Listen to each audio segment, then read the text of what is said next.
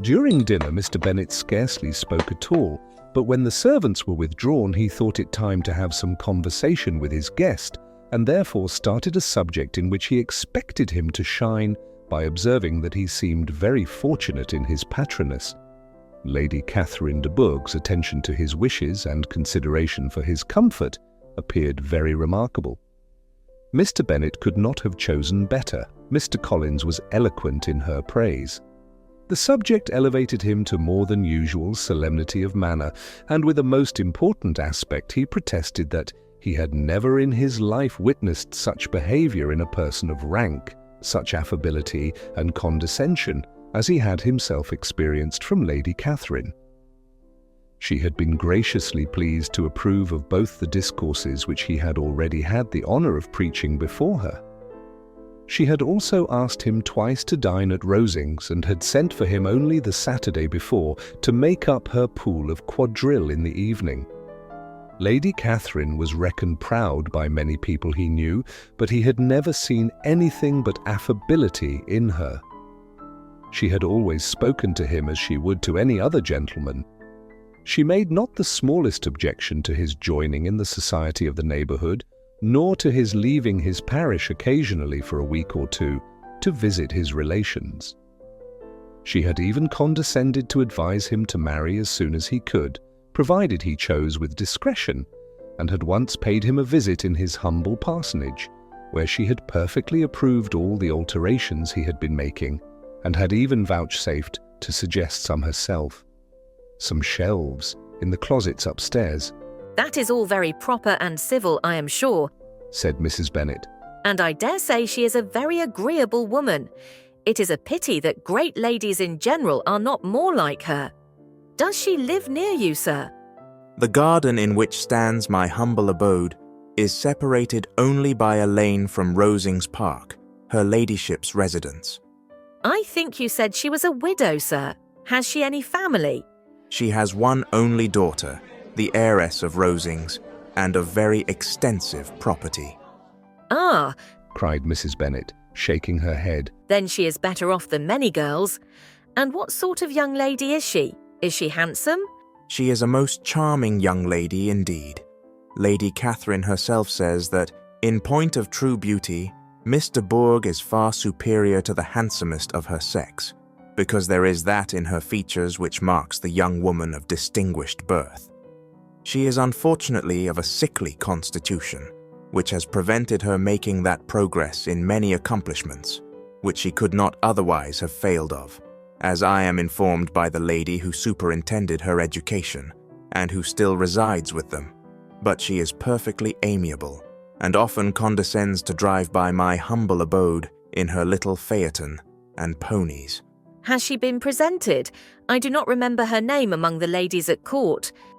Her indifferent state of health unhappily prevents her being in town, and by that means, as I told Lady Catherine myself one day, has deprived the British court of its brightest ornament. Her ladyship seemed pleased with the idea, and you may imagine that I am happy on every occasion to offer those little delicate compliments which are always acceptable to ladies. Her ladyship seemed pleased with the idea, and you may imagine that I am happy on every occasion to offer those little delicate compliments which are always acceptable to ladies. I have more than once observed to Lady Catherine that her charming daughter seemed born to be a duchess, and that the most elevated rank, instead of giving her consequence, would be adorned by her. These are the kind of little things which please her ladyship, and it is a sort of attention which I conceive myself peculiarly bound to pay." "You judge very properly," said Mr. Bennet. "and it is happy for you that you possess the talent of flattering with delicacy. May I ask whether these pleasing attentions proceed from the impulse of the moment, or are the result of previous study?" They arise chiefly from what is passing at the time, and though I sometimes amuse myself with suggesting and arranging such little elegant compliments as may be adapted to ordinary occasions, I always wish to give them as unstudied an air as possible. Mr. Bennet's expectations were fully answered.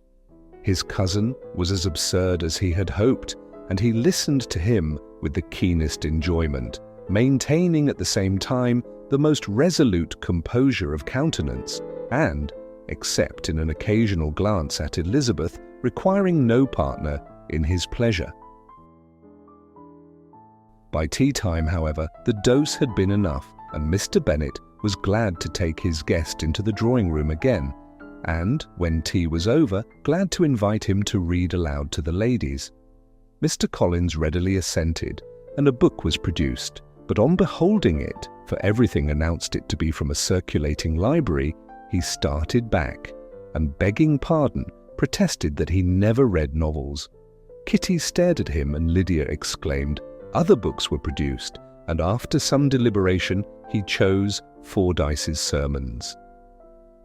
Lydia gaped as he opened the volume, and before he had, with very monotonous solemnity, read 3 pages, she interrupted him with, "Do you know, Mama, that my Uncle Philip talks of turning away Richard? And if he does, Colonel Forster will hire him. My aunt told me so herself on Saturday. I shall walk to Meryton tomorrow to hear more about it, and to ask when Mr. Denny comes back from town." Lydia was bid by her 2 eldest sisters to hold her tongue, but Mr. Collins, much offended, laid aside his book and said, I have often observed how little young ladies are interested by books of a serious stamp, though written solely for their benefit. It amazes me, I confess, for certainly there can be nothing so advantageous to them as instruction, but I will no longer importune my young cousin. Then, turning to Mr. Bennet, he offered himself as his antagonist at backgammon. Mr. Bennet accepted the challenge, observing that he acted very wisely in leaving the girls to their own trifling amusements. Mrs. Bennet and her daughters apologized most civilly for Lydia's interruption, and promised that it should not occur again if he would resume his book. But Mr. Collins, after assuring them that he bore his young cousin no ill will, and should never resent her behaviour as any affront, seated himself at another table with Mr. Bennet and prepared for backgammon.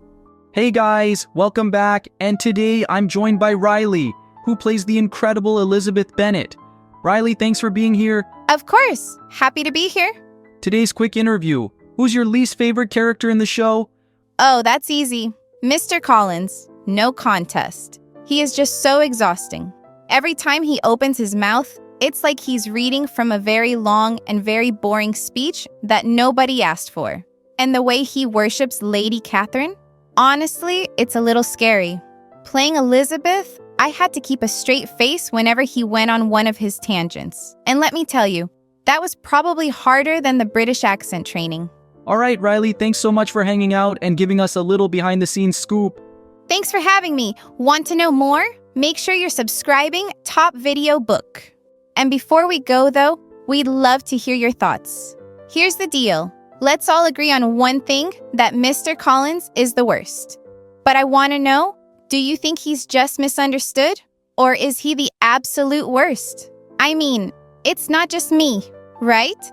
Let's get a proper Mr. Collins roast going in the comments. Trust me, I won't hold back if you don't. I can already feel the drama unfolding. Drop those comments, folks. Don't be shy. Let's see who can come up with the most savage take on him. Bye, guys.